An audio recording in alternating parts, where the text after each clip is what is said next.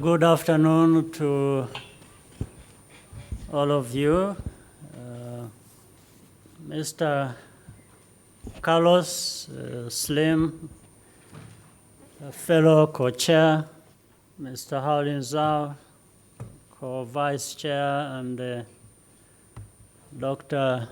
Taufik Jalasi, representing UNICEF, commissioners, Ms. Doreen Bodan-Martin, Executive Director of the Secretariat, special guests that will be introduced to us later, distinguished ladies and gentlemen. It is a real pleasure to welcome you all back to Kigali for our first physical meeting in a long time. Carlos, my friend and co-chair, thank you so much for making the journey here to be with us and for everything you do to advance the work of the Commission. Among our special guests today, I extend a warm welcome to the honorable ministers from Burkina Faso, Namibia, and Senegal. This is the third time for us to convene in Rwanda, starting more than a decade ago in 2011. We have come a long way since then, but we still have some distance to travel to achieve universal and affordable broadband. It is very encouraging to see that our Broadband Commission community is as energetic and focused as ever. So I really want to thank you all for your continued commitment to our shared agenda. This meeting is happening at a fortunate moment. Right here in Kigali, we are also hosting the World Telecommunication Development Conference, WTDC, for the first time in Africa. The theme is connecting the unconnected. A notable feature of this WTDC is the launch of Partner to Connect, a platform to mobilize new resources and partnerships for universal connectivity. More than 200 pledges have been made so far, including 12 from broadband commissioners. As an example, Rwanda has already benefited from such a partnership efforts as a lead country in the GIGA initiative led by the ITU and UNICEF. The pilot project in 63 schools has resulted in a quadrupling of capacity and a 55% reduction in costs. This shows there is an opportunity for us to link our work even more closely with parallel multilateral initiatives that will include Smart Africa, which is headquartered here in Rwanda and kindly hosted us to launch today. Thank you, Kone, who heads the Secretariat. We are still living in tough times economically politically and in terms of global public health, the immediate future is full of uncertainties and risks. But one thing is sure, all of the challenges we face can be handled faster, better, and more equitably by investing in universal, affordable broadband.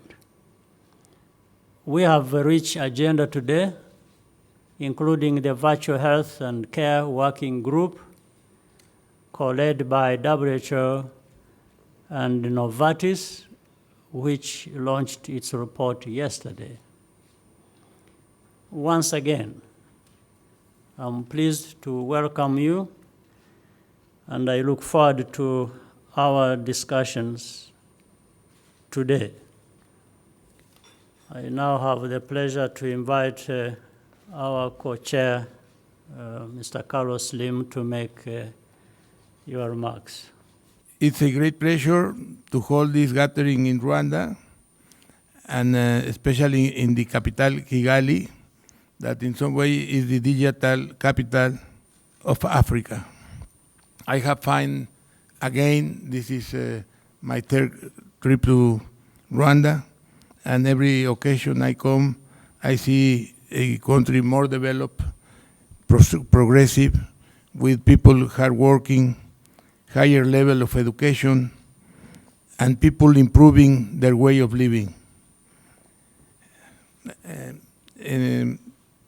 Talking about now the COVID that make us to have these meetings by virtually, we should say that there is no precedent that we have lived in our lives like this unique single event that affects all regions and all the world at the same time, and was a affection in the economic. It affected the society in all ways, and all at the same time. But also, this calamity create a lot of problems, not only economic and social, and a fall in the gross national product, but mainly pain in the families. Many people pass away. Millions went to the hospitals. Many millions pass away also. And it's also Rwanda example in this, where we do so little consequences. In Rwanda, it was making a great effort to avoid that, and we were talking that maybe around 1,500 people pass away. In our countries pass away hundreds of thousands of people because of this calamity. This pandemic with this pandemic was necessary to follow the life, to have connectivity. Connectivity was a main issue during the pandemic. This broadband connectivity give access, give communication, solve vital needs for working, learning, studying, and to have access to health, access to e-government, and was really a very important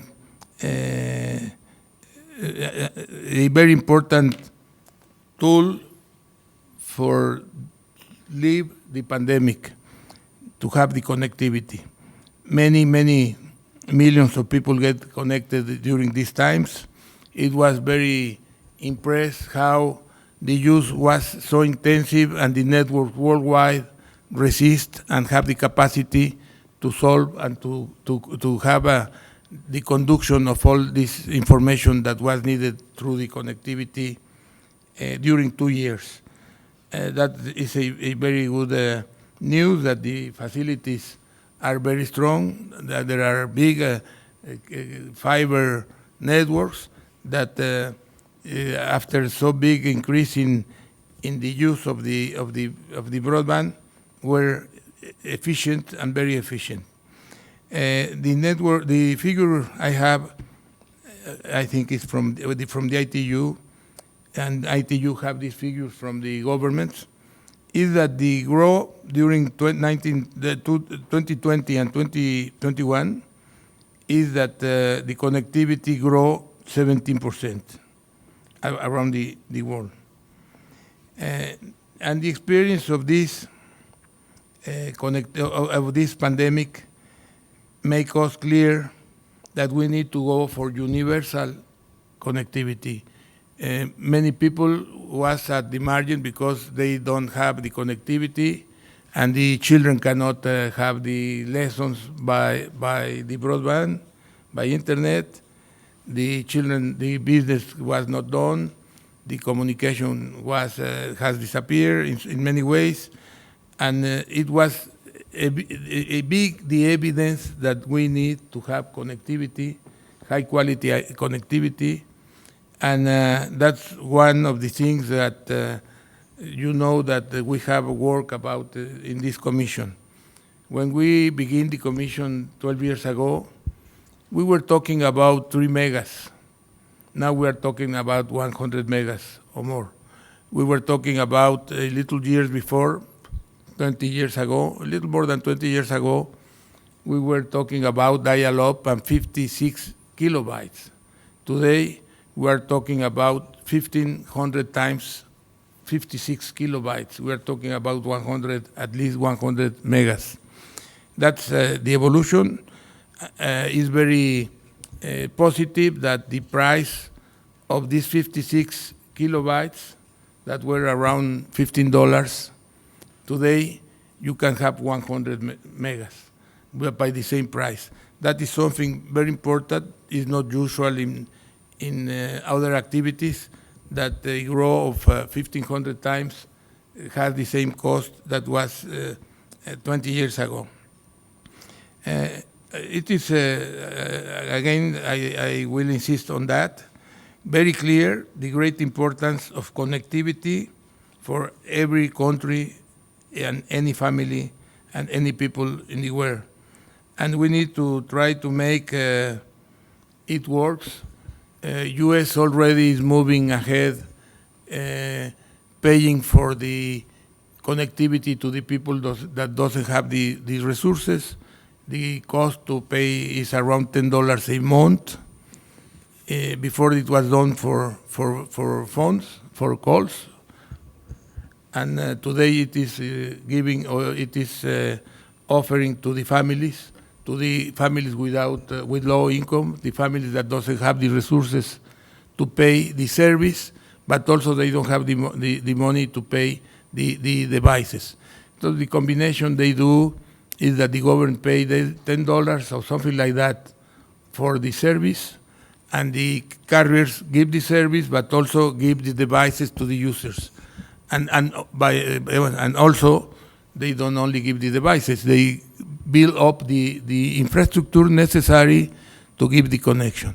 Connection can be done by fiber, or also by mobile through 5G.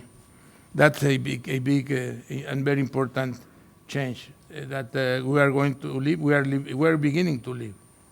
Dear commissioners, let me begin by saying what a pleasure it is to meet face to face again here this afternoon, back in one of Africa's greatest cities. And 4 years ago we were here. And we just heard opening presentation from our president and from Carlos Lee. I was really thinking about, I have not put this on my paper yet, but just want to say that how lucky we are to have these great leaders for our commission. President Kagame started from 2010, July, from the inauguration meeting of this commission, never missed any single session, always with us. He's the president. We just heard that, not the president. As a president, we know how they are engaged with their national business, with regional business, international business, but he never missed any single session of our commission, and 2 times a year. It is fitting that this meeting, our meeting, is happening right between the first generation Connect Global Youth Summit, which closed last night, and the IT World Telecommunication Development Conference, which will start tomorrow morning. As I look around this room, I see commitment, men and women of values and leadership. The partner to connect P2C, Digital Development Roundtable at the WTDC, will start on Tuesday afternoon, right? Before I conclude, I would like to thank President Kagame for bringing the Youth Summit and WTDC to Rwanda. For some of you, you might not know all the background. And we finally invited Rwanda to host our WTDC. So almost at the beginning of this year in March. And for such kind of big conference, we normally need at least 1 year preparations. And President Kagame understands our situation and very enthusiastically and very actively to take his team to support us with everything marvelously arranged. And now we are enjoying these facilities and the environment. Thank you very much, Madam President Kagame. The last 2 days were very special. We heard from young people about their hopes, challenges, and vision for the future. It reminded me of the importance of education. The great work done by the Commission in this area, from digital learning to school connectivity. And Mr. Carlos Lim, since I met him earlier this morning up to just before we came to this room, he always highlighted his focus to support education. And keep upcoming events like the UN Transforming Education Summit in September. I'm very pleased to share with you that IT was very honored and very pleased to be invited by Mr. Guterres, Secretary General of the United Nations, to be advisory committee members of this. And this is the first time we were invited by headquarters in New York to join any advisory committee for preparation of the summit. So we are very, very honored. Tomorrow we will come together for WTDC. There will be many opportunities to put affordable access to fast broadband front and center, including at the P2C roundtable sessions.